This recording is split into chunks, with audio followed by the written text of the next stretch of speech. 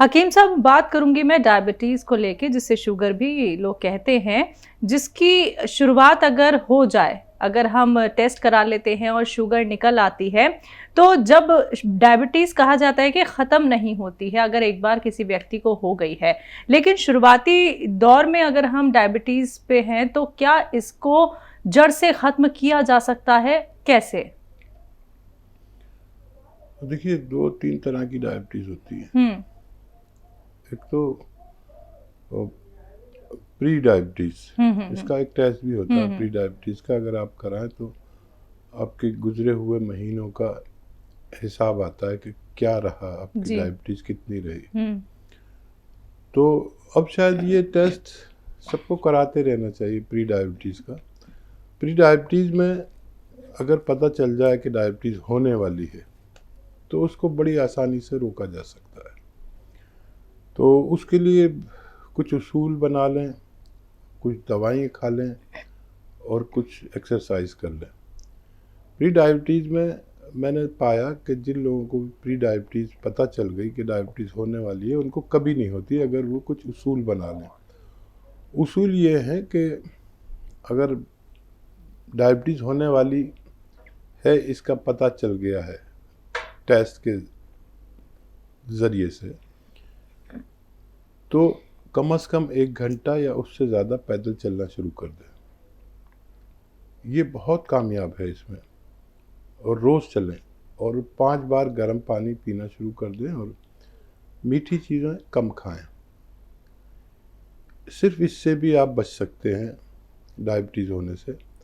और जिनको डायबिटीज़ है वो भी ये अमल करें, यानी पैदल ज़रूर चलें 1 घंटा या उससे ज़्यादा।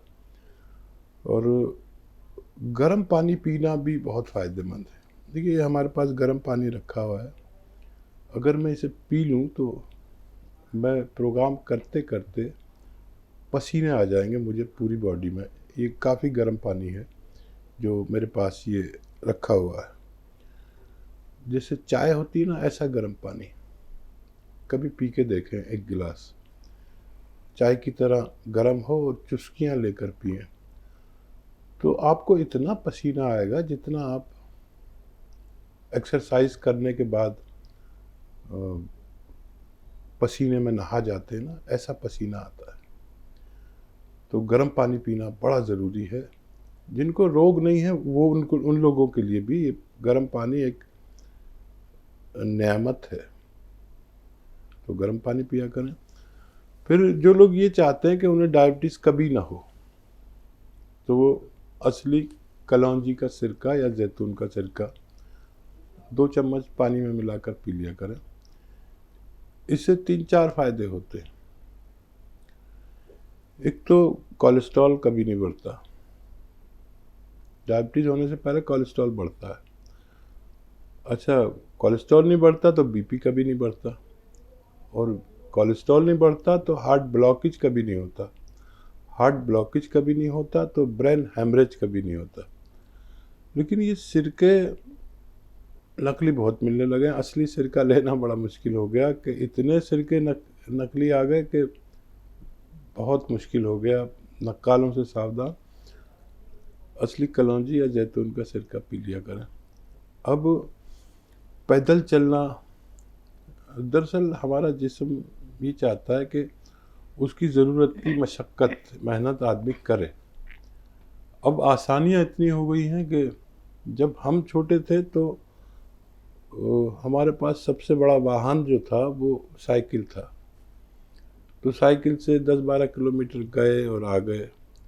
साइकिल चलाते चलाते पसीने आते थे।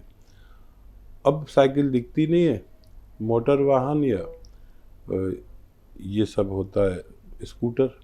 तो मशक्क़त कहाँ हो? क्या रूम से इस बाथरूम तक जाने में कोई मशक्क़त नहीं होती, मेहनत नहीं होती। तो ऐसे काम करें कि जैसे हम किसी से कुछ पानी मांगते हैं तो पानी मांगे नहीं, पानी खुद उठे और जाके पानी खुद लाएं और खुद पी लें। ये भी एक मेहनत है। डायबिटीज़ से हमेशा के लिए बचा जा सकता है अगर हम इन सब बातों का ख्याल रखें और असली कलौंजी का सिरका 2 चम्मच रोज़ाना पी लिया करें। इससे बहुत सारे रोग होने से बच सकते हैं। जी, चलिए इसी के साथ कॉलर जुड़ गए हैं, बात कर लेते हैं। विनीत कुमार हैं पहले कॉलर हमारे साथ, स्वागत है आपका। हेलो जी नमस्कार मैडम। नमस्कार सर। हाँ मैडम, अजमेर से बोल रहा हूँ। इन साहब से बात पूछनी थी मैडम कि मेरे पिछले काफी समय पहले पेट में दर्द हुआ था, तो एलोपैथिक दवा ली थी। इसमें वो एंटीबायोटिक भी देते हैं डॉक्टर साहब, एंटीबायोटिक दवा।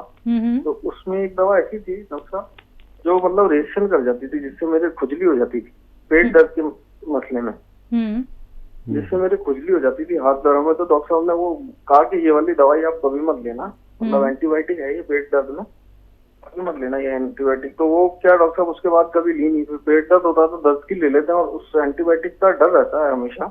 तो ऐसी कुछ है क्या दवाई डॉक्टर साहब की पेट दर्द में थोड़ा मतलब एंटीबायोटिक असर कम हो जाए उसका? और एक दाल थोड़ी दिखती है दाल में। क्या दिखती है? दाढ़ दुखती है डॉक्टर साहब, दाढ़ दुखती है। ठीक। जी और देखिए, हर प्राणी पर, हर शख्स पर कोई ना कोई ग़िज़ा या कोई ना कोई दवा नुकसान देती है। और ये बात जान लेना बहुत बड़ी बात है कि मुझे कौन सी ग़िज़ा यानी खाना या कौन सी दवा नुकसान देती है। और हमेशा उसको अपने पास लिख कर रखें कि वो कौन सा सॉल्ट था जैसा आपको नुकसान दिया था। उससे एलर्जी होती है। ये एलर्जी जो है सबसे कम दर्जे का रिएक्शन है। और जितनी भी हम दवाएं खाते हैं एलोपैथी, ये होती तो बहुत फ़ायदे की है, लेकिन अगर ये किसी को बड़ा रिएक्शन कर दें तो एक मामूली सी गोली से भी इंसान मर सकता है। तो आप जिस भी नए डॉक्टर से दवा लें उसको वो ज़रूर बताएं कि उसको आपको कौन सी दवा नुकसान करती है, कौन सा सॉल्ट आपके लिए नुकसानदेह है। और ऐसे मरीज़ से डॉक्टर लोग भी डरते हैं, क्योंकि पूरी प्रैक्टिस पे सवाल आ जाता है अगर उसको कुछ हो जाए तो हमेशा आप यही बात याद रखें, बग़ैर मालूमात के कोई दवा ना खाएं कि उसमें कौन सा सॉल्ट है। जब पेट दर्द के लिए तो बहुत सारे नुस्खे हैं, और उन नुकसानात को दूर करने के लिए बहुत ज़्यादा नुस्खे हैं। मैं अक्सर बताता हूँ कि आप अगर 6 चीज़ों का पाउडर बना लें, जिनमें सौंफ, सौंठ, जीरा, अजवाइन, धनिया और मेथी का दाना है। सौंफ, सौंठ, जीरा, अजवाइन, धनिया और मेथी का दाना, तो ये घर में ही निकल जाती है सारी चीज़ें। बस एक चीज़ बाहर से लेनी है, नमक ज़ैतून। ये नमक ज़ैतून इन रिएक्शन को ख़त्म करता है, और रिएक्शन से होने वाले नुकसानात जो जिस्म में हो गए उनको ख़त्म करता है। एक चुटकी नमक ज़ैतून लें, पानी में मिलाएं, 1 गिलास पानी में, और ये 6 चीज़ों का जो पाउडर है, जो आप चूरन बनाने को मैंने कहा, सौंफ, सौंठ, जीरा, अजवाइन, धनिया, मेथी का, इसका पाउडर बना के रख लें। 1 चम्मच खाएं और नमक ज़ैतून का 1 चुटकी लेके पानी मिला के एक बार ज़रूर ले लिया करें, तो ये नुकसानात की भरपाई आपकी कर सकता है। और दाढ़ में दर्द के लिए ये जो आपके किचन में खाने का सोडा होता है, सोडा खाने का, या बेकिंग पाउडर या मीठा सोडा भी कहते हैं, आप नहीं तो आपके घर में किसी से पूछ लीजिए, वो 2 चुटकी ऐसे लेके हथेली पे रख के और अपने सब दांतों में, ख़ासतौर पर उस दाढ़ में जहाँ दर्द होता है, ऐसे मालिश करते रहिए और फिर उसको थूक दें। थोड़ी देर बाद थोड़ी देर मुंह में रख के फिर थूक दें, और कुल्ला ना करें। ऐसा रोज़ 1 बार किया करें। ये दांतों के लिए अच्छा मंजन कह सकते हैं इसे। मैं खुद अपने दांत इससे मांजता हूँ, तो ये बहुत साफ दांत कर देता है, और पायरिया से जरा कीटाणु को मारता है और दर्द को दूर करता है। तो ये 1 बार कर लिया करें, इससे दांत भी आपके साफ हो जाएंगे और दाढ़ का दर्द भी अच्छा होना मुमकिन है। जी, नागपुर से हैं अश्विनी जी, स्वागत है आपका। नमस्कार जी मैम। दोनों को आपको नमस्कार। और मैं अभी स्वागत है। सिया गोंद बुलवाया था 8 दिन पहले, है ना, और मैंने लेना शुरू कर दिया गुरुवार के दिन, पर मेरे को 50% आराम हो गया है। अक्टूबर में मेरा पैर दर्द हुआ था, घुटना, तो काफी आराम लगा। मैं फटाफट सीढ़ियाँ, लिफ्ट से नहीं जाती, सीढ़ियाँ उतर के जाती हूँ। तो मैंने काफी फायदा है। मैं हकीम जी को कहना चाहती हूँ, ये सब धन्यवाद देना चाहती हूँ, है ना। जी, जब पूरा हो जाएगा तो आपको फिर से कॉल करूंगी। और मेरा एक सवाल है जी। कि मेरी मम्मी है 94 साल की, अच्छा, है ना, तो उनको सियागोन की गोली बना के देना चाहिए क्या? उनकी कमर बिल्कुल झुकी है पर बाकी स्वस्थ है ना। ठीक है जी। बहुत खुश नसीब होते हैं वो लोग जिनकी 90+ माँ जिंदा हो और आपसे राजी हो। वो लोग बहुत खुशकिस्मत होते हैं। वाकई आप बहुत खुशकिस्मत हैं और उन्हें गोली बनाकर दे सकते हैं। और उनको कुछ ना कुछ फ़ायदा ज़रूर होना चाहिए। और ऐसे ही अपनी माँ का ख्याल रखने वाले ही भगवान के बहुत पसंदीदा लोग होते हैं।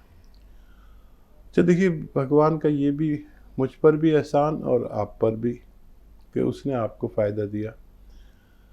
तो ये जब आपको पूरा फ़ायदा हो जाए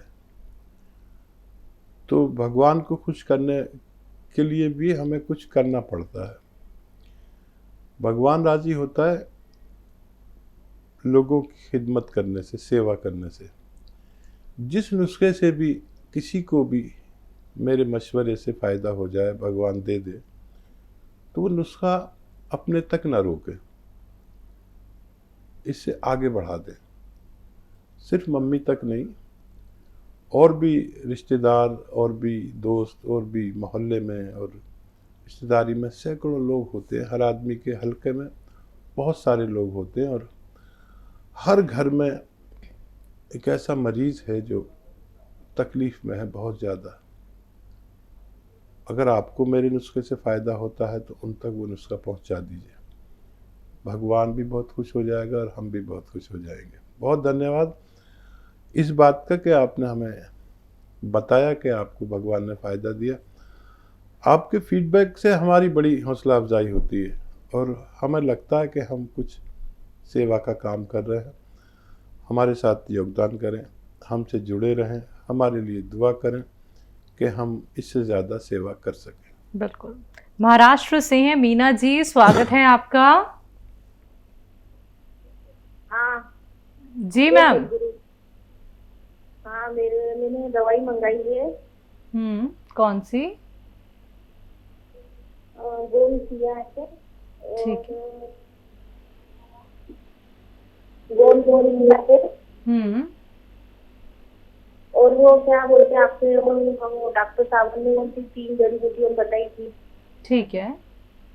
हाँ, और मेरे को ना पूरे गर्दन में दर्द रहता है और घुटनों में, वो पूरे हाथ के, राइट हाथ के पूरे हाथ में दर्द आ गया है। हाथ ऐसे भी नहीं होता है। इस्तेमाल किया मैम आपने गॉन्सिया? अभी पहले बार गए साल करा था, 100 ग्राम मंगाया था, तो उससे थोड़ा बहुत आराम हुआ मेरे को 30%।